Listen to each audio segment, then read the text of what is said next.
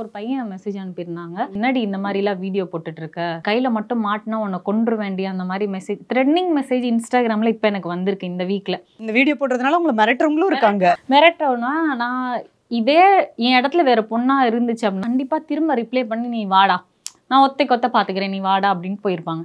But நான் அதை அப்படியே விட்டுட்டேன். ஏன்னா எனக்கு அவன் கூட நான் அப்படி அந்த மாதிரி போனேன்னு வச்சுக்கோங்களேன், எனக்கும் அவனுக்கும் சண்டை வரும், போலீஸ் கேஸா மாறும். என்னோட லைஃப் நான் இப்படி போயிட்டு இருக்க வேண்டியதை இப்படி மாத்தி என் பாதை கொண்டு போயிடும்.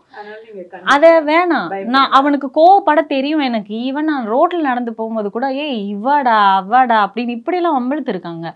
என்னெல்லாம் சொல்லுவாங்க வம்பிழு? காத்து கருப்பு கலை பொண்டாட்டிடா இதெல்லாம் சொல்லுவாங்க. வாடகை பொண்டாட்டி இப்படின்லாம் சொல்லிட்டு இருக்காங்க. சரி ஓகே, வாடகை பொண்டாட்டி மீன்ஸ் காசு கொடுத்தா யார் கூட வேணாலும் நடிப்பேன். ஏய் அதான்டா ஃபீல்டு. என்னோட ஒர்க் என்னன்னா அது நடிப்புனே தெரியாம நான் ஆக்ட் பண்ணணும், அவ்வளவுதான் எனக்கு அப்படிங்கிறதான். பட் அவங்க புரிஞ்சுக்கல. இந்த மாதிரி எல்லாம் பேசுறாங்கன்னு வச்சுக்கோங்களேன், நான் யாருமே கண்டுக்க மாட்டேன். அவன் ஒரு ஆளு, அவன் பேசுறான்னு நான் எதுக்கு திரும்ப ரெஸ்பெக்ட் கொடுத்து அவன்கிட்ட நான் திரும்ப ரிப்ளை பண்ணணும்? அவன் என்ன வேணாலும் பேசிட்டு போட்டோம், என்ன வேணாலும் பண்ணிட்டு. பொண்ணுங்களும் உங்களை திட்டுறாங்க. திட்டுறாங்க. என்னோட ஐடியில மோஸ்ட்லி பாத்தீங்கன்னா ஃபேக் ஐடி கமெண்ட்ஸ் தான் இருக்கும். எல்லாமே என்னோட ஒரு தாட் என்னன்னா எல்லாமே பொண்ணுங்களா இருக்குமோ, ஏன்னா பசங்க எல்லாருக்குமே வந்து பிடிச்சா லைக் போட்டு போவாங்க, பிடிக்கலாம் 2-3 பேர் திட்டிட்டு போவாங்க. பட் மோஸ்ட் கமெண்ட் என்னடி இப்படி காட்டுற, என்னடி அப்படி காட்டுற அப்படிங்கிற இந்த மாதிரி சொல்றது எல்லாமே ஒரு பொண்ணுங்களா தான் இருப்பாங்க. எல்லாம் எவ்வளவு பேரை சுத்தி முத்தி பாத்துட்டு இருக்கேன். பட் அவங்க என்ன நினைப்பாங்கன்னா வந்துட்டாங்க, இவங்க தான் பார்ப்பாங்க, இவங்களே நம்மளை திட்டுவாங்க அப்படின்னு நினைப்பாங்க. பட் ரியலா திட்டுறது ஒரு பொண்ணு, இன்னொரு பொண்ணு தான் திட்டுது. டவல் பாத்தோட வந்து இன்னைக்கு நான் என்ன ட்ரெஸ் பண்ண போறேன்னா அப்படின்னு சொல்லிட்டு கெட் ரெடி வித் மீ பண்ண, அதாவது வெறும் டவல் கீழே இன்னரும் மேலே இன்னரும் போட்டு அங்கேயே கேமராக்கு முன்னாடி பேக் சைடு காட்டி மாற்ற ஆரம்பிச்சிட்டாங்க. அப்போ எங்க அம்மா அதை பார்த்துட்டு சொல்றாங்க, இன்னும் பாத்ரூம் போறதை மட்டும் தான் எடுத்து போடல போல. நம்மளுக்கு அப்ப பிடிக்காத ஒரு விஷயத்த நம்ம ஏன் பண்ணணும்? மற்றவங்களை பார்த்து ஏன் பண்ணணும்? கம்பேர் பண்ணி தானே பண்றோம். ஏன் கம்பேர் பண்ணணும்? ஏன் பண்ணணும்? ஏன் அடிக்ஷன் ஆகணும்?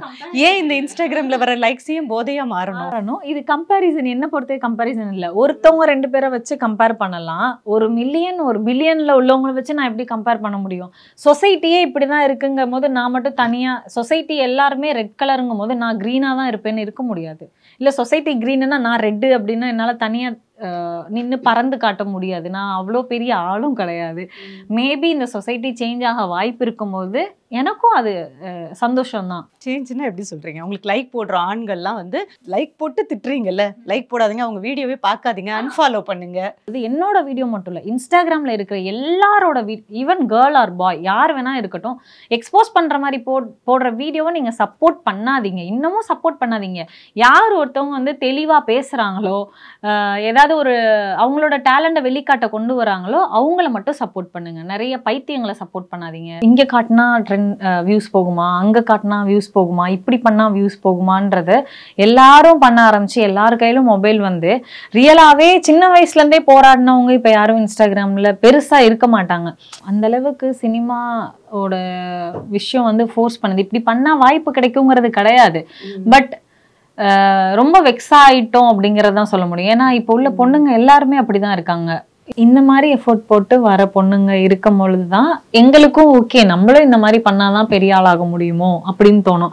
பட் இப்ப இருக்கிற எல்லாருமே எப்படி இருக்காங்கன்னா இந்த மாதிரி பண்ணாதான் ட்ரெண்ட் ஆகுங்கிற ஒரு வேற மாதிரி ரோல் மாடல் இருக்கும் பொழுதுதான் நாங்களும் இப்படி பண்ணா ட்ரெண்ட் ஆகுமோங்கிற மைண்ட் செட் கிரியேட் ஆயிடுச்சு. சாதாரண பல பெண்கள் எடுத்துக்கோங்க, ஓகேவா? வீட்டுல பயங்கர ஸ்ட்ரிக்டா இருப்பாங்க. அவங்களுக்கு எல்லாம் என்ன மாதிரியான மனசு இருக்கும்? இப்ப இன்ஸ்டாகிராம திறந்தாலே அது ஒரு சின்ன பான் சைட் மாதிரி இருக்கும் அப்படிங்கிற மாதிரி தான் எல்லாரோட பேச்சுமே இருக்கு. கண்டிப்பா விதவிதமா வரும்ல, வேற சைட்டுனா வேற. பட் இந்த இன்ஸ்டாகிராம்ல விதவிதமா ஒவ்வொரு நாளைக்கும் கிடைக்கும். நிறைய பொண்ணுங்க இருக்கு. அடிக்ஷன் தான். எப்படி சிகரெட் ட்ரிங்கிங்லாம் ஒரு அடிக்ஷன் ஆனிச்சோ இப்போ உள்ள ஜென்ரேஷனுக்கு இன்ஸ்டாகிராம் அப்படிங்கிறது ஒரு போதையா மாறிடுச்சு. போதைங்கிறது ஒரு சின்ன விஷயம் அப்படின்னு நம்ம எடுத்துக்க முடியாது. சீரியஸா இது இப்படியே விட்டோம்னா இது எங்க போய் முடியுங்கிறது தெரியாது. பட் அதை நான் மட்டும் பேசி நீங்க மட்டும் பேசி ஒரு பிரயோஜனமும் இல்லை. இப்ப நீங்க சொன்னீங்க அடிக்ஷன் அப்படின்னு. கண்டிப்பா ஒரு சிகரெட் பிடிக்கிறது, ட்ரிங்க் பண்றது ஒரு அடிக்ஷன்னா இன்ஸ்டாகிராம் பல பெண்களுக்கு அடிக்ஷன் ஆயிடுச்சு. ஆண்களுக்கும் அது ஒரு அடிக்ஷன். பார்க்காம இருக்க முடியாது. இன்னைக்கு ஃபுல்லா யாரையாவது இன்ஸ்டாகிராம் ஓபன் பண்ணாம இருங்கன்னு சொல்லுங்க, யாருமே இருக்க மாட்டாங்க. அப்படி இருந்தாலுமே மறுநாள் வேகமா போய் இன்னைக்கு அந்த பொண்ணு என்ன ட்ரெஸ் போட்டிருக்கு, இன்னைக்கு என்ன மாதிரி டான்ஸ் பண்ணிருக்கு, எப்படி மூவ்மெண்ட் கொடுத்துருக்கான்னு பார்க்கணும்னு போவாங்க.